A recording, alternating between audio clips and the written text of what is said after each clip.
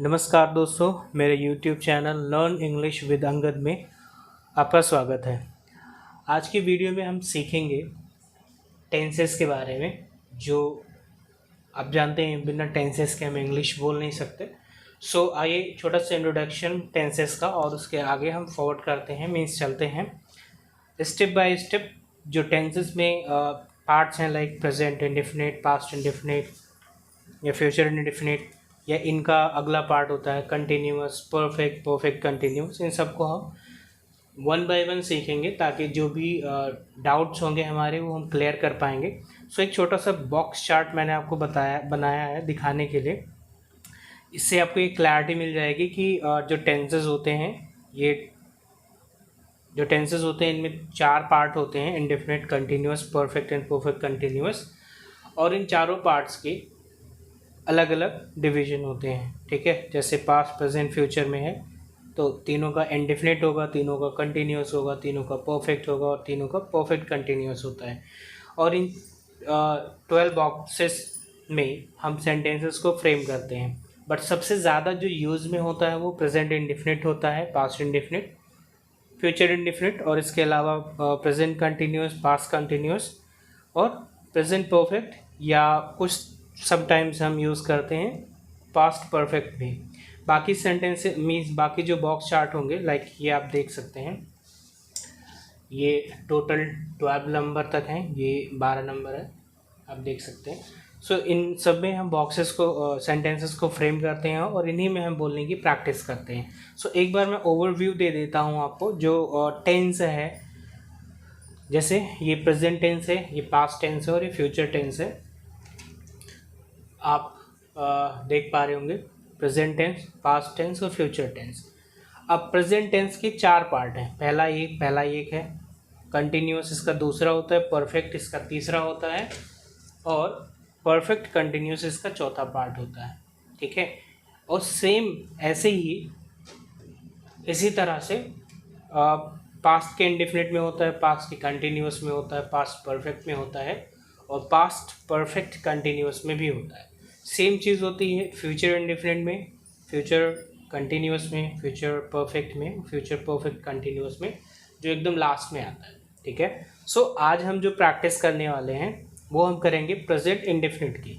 तो मैंने ऐसे बनाया है कि जो प्रेजेंट है उसके नीचे उसके चारों पार्ट्स लिखे हैं, आप देखिए ये यहाँ पर, और जो पास्ट है उसके नीचे उसके चारों पार्ट्स लिखे हुए हैं, और जो फ्यूचर है ये देखिए ये फ्यूचर है और इसके नीचे इसके चारों पार्ट्स लिखे हुए हैं, ठीक है। तो ये ऐसा है कि इससे हमें थोड़ी सी ये मदद मिल जाती है समझने में या सीखने में कि हमें बोरियत नहीं लगेगी। हमें ये पता होगा कि हमने ये बॉक्स कर लिया या प्रेजेंट इंडेफिनिट कर लिया तो इसके अगला वाला क्या है। तो हम पहले इंडेफिनिट मतलब प्रेजेंट, पास्ट और फ्यूचर तीनों का इंडेफिनिट करेंगे। इससे हमें क्लैरिटी मिल जाएगी कि तीनों में क्या कॉम्बिनेशन है, किस तरह से तीनों यूज़ किया जाता है। अगर मैं इसकी स्ट्रक्चर या नियम की बात करूं या पहचान की बात करूं, तो अगर आप हिंदी में सेंटेंस ट्रांसलेट करते हैं तभी हमें ज़रूरत पड़ती है उसकी पहचान की, बट बोलते समय ऐसा नहीं पड़ेगा। तो अभी जब मैं आपको एक्सप्लेन कर रहा हूँ तो वो चीज़ें मैं कवर कर लूँगा कि किस तरह से बोलते समय इंग्लिश में हम इनकी पहचान करते हैं। बट नियम वही रहेगा जब आप ट्रांसलेशन कर रहे होंगे या जब आप इंग्लिश को बोलने की कोशिश करेंगे। तो जो इसमें पहचान होती है वो ता है, ती है, ते है। और जो सब्जेक्ट्स होते हैं इसमें 2 तरह के सब्जेक्ट होते हैं, एक सिंगुलर होता है और एक प्लूरल होता है। सिंगुलर के साथ हमेशा वर्ब की फर्स्ट फॉर्म में एस और ईएस जुड़ेगा और नेगेटिव में डज नॉट प्लस वर्ब का फर्स्ट फॉर्म आएगा। हमें यहाँ ध्यान रखना है हमेशा V1 आता है, V5 मतलब एस और ईएस डज नॉट के साथ नहीं आता है। और प्लूरल में हमेशा वर्ब की फर्स्ट फॉर्म और उसके साथ डू नॉट आता है। बाकी टेंसेस की प्रैक्टिस मतलब इनकी पार्ट्स की प्रैक्टिस हम बाद में करेंगे। तो आइए मैं आपको दिखाता हूँ किस तरह से इनको पहचानेंगे और किस तरह से प्रैक्टिस करेंगे। मैंने कुछ सेंटेंसेस भी बनाए हैं इसके लिए ताकि आप समझ पाएँ क्लियरली। तो मैंने आपको जैसा बताया कि अभी हम आज प्रैक्टिस करने वाले हैं सिंपल प्रेजेंट टेंस या प्रेजेंट इंडेफिनिट टेंस की। और इसकी पहचान के लिए मैंने आपको बताया कि ता है, ती है, ते हैं, ताहूँ, मतलब जब आप किसी इंग्लिश और हिंदी के सेंटेंस को ट्रांसलेट करते हैं तभी इसकी ज़रूरत पड़ेगी, अदरवाइज़ नहीं पड़ती है। बट पहचान क्लियर हो जाता है। जैसे यहाँ लिखा है मैं सुबह 6 बजे जगता हूँ, ये देखिए ता हूँ, ता है, ती है, ते हैं, ता हूँ वाला सेंटेंस है, ता है आ गया, सब्जेक्ट से शुरू हो रहा है। मैंने इसको बनाया I get up at 6 o'clock in the morning. बहुत सिंपल है, बहुत आसानी से सेंटेंसेस बन जाते हैं, बिल्कुल घबराना नहीं होता है। लेकिन जब आप इंग्लिश बोलेंगे या इंग्लिश में सेंटेंस ट्रांसलेट करेंगे या समझने की कोशिश करेंगे तो आपको कुछ ऐसे वर्ड्स हैं जो हेल्पफुल होंगे, जो मदद करेंगे कि ये प्रेजेंट इंडेफिनिट या सिंपल प्रेजेंट टेंस का सेंटेंस है। जैसे सामान्यतः कौन कौन से वर्ड्स होते हैं, अगर सेंटेंस में कहीं ऑलवेज आ रहा हो, मैं ये नहीं कह रहा हूँ कि ऑलवेज आया तो वो प्रेजेंट इंडेफिनिट का होता है, बट वो आपको इंडिकेट करेगा सेंटेंस अगर वो रेगुलरली उसी बेसिस पर काम होता है। जैसे मैं ऑलवेज 6 o'clock जगता हूँ, अगर मैंने बोला मैं रोज़ सुबह या हमेशा 6 बजे जगता हूँ, सो ऑलवेज गेट अप, तो इस तरह से ऑलवेज आपको एक सेंस देगा कि ये प्रेजेंट इंडेफिनिट ही है। सो आइए समझते हैं, अगर सेंटेंस में कहीं ऑलवेज, ऑफन, जनरली, इसे लोग ऑफ्टन भी बोलते हैं और ऑफन भी बोलते हैं। सो बेटर प्रोनाउंसिएशन इसका है ऑफन, ऑफ्टन भी आप बोल सकते हैं, मैं ये नहीं कह रहा नहीं बोलना चाहिए, बट मैं रेकमेंड करूँगा आपको ऑफन बोलिए, ज़्यादा बोला जाता है। Always, often, generally, usually, habitually, daily, every day, every night, every morning, every evening, once in a day, once in a week, once in a month, twice a day, twice a week, twice a month. या अगर कोई universal truth हो, जैसे universal truth होता है सूर्य हमेशा पूरब में निकलता है, तो ये सदा सच है, मतलब ऐसा नहीं कि कभी पश्चिम में उगेगा, आज पूरब में होगा। तो जब आप किसी यूनिवर्सल ट्रुथ की बात करेंगे तब भी प्रेजेंट इंडेफिनिट ही होता है। प्रिंसिपल, प्रिंसिपल का मतलब होता है, आप एक तो प्रिंसिपल होता है जो प्रधानाध्यापक कहते हैं, वो PAL होता है, ये PLE है, इसको सिद्धांत कहते हैं। ठीक है, तो अगर आप किसी के सिद्धांत की बात करेंगे, जैसे न्यूटन का लॉ है वो सिद्धांत है, उन सब चीज़ों की बात करेंगे अगर आप, तो हमेशा वो चीज़ें प्रेजेंट इंडेफिनिट या सिंपल प्रेजेंट टेंस में ही बनती हैं। ठीक है, अब यहाँ मैंने कोशिश की है कि आपको इनका सिंगुलर और प्लूरल का दोनों का अलग अलग स्ट्रक्चर समझा दूँ। ये सिंगुलर सब्जेक्ट्स हैं, ये प्लूरल सब्जेक्ट है, और मुझे उम्मीद है कि आप ये आसानी से समझ भी पाएंगे। तो सिंगुलर सब्जेक्ट में क्या होता है, ही, शी, इट, रवि या समवन, कोई एक व्यक्ति होगा वो सिंगुलर सब्जेक्ट होगा। जैसे मैंने नाम लिया यहाँ पर रवि का, ठीक है, अ चाइल्ड, अ पर्सन, कोई भी व्यक्ति एक अगर सिंगुलर है तो उसको हम मानते हैं सिंगुलर सब्जेक्ट। और मैंने आपको बताया था कि सिंगुलर सब्जेक्ट में हमेशा जो वर्ब होगी, वर्ब की फर्स्ट फॉर्म के साथ SOS जोड़ देते हैं। तो अगर कहीं पर ही के साथ गो लिखा होगा तो वो गलत होगा, गो के साथ हमेशा ऐसा आएगा अगर वो हम प्रेजेंट इंडेफिनिट की बात करते हैं। ठीक है, तो नियम जो स्ट्रक्चर होगा बनाने का, जो कंस्ट्रक्शन फार्मूला होगा हमारा, वो यही होगा। सबसे पहले हम सब्जेक्ट लिखेंगे और सब्जेक्ट को हम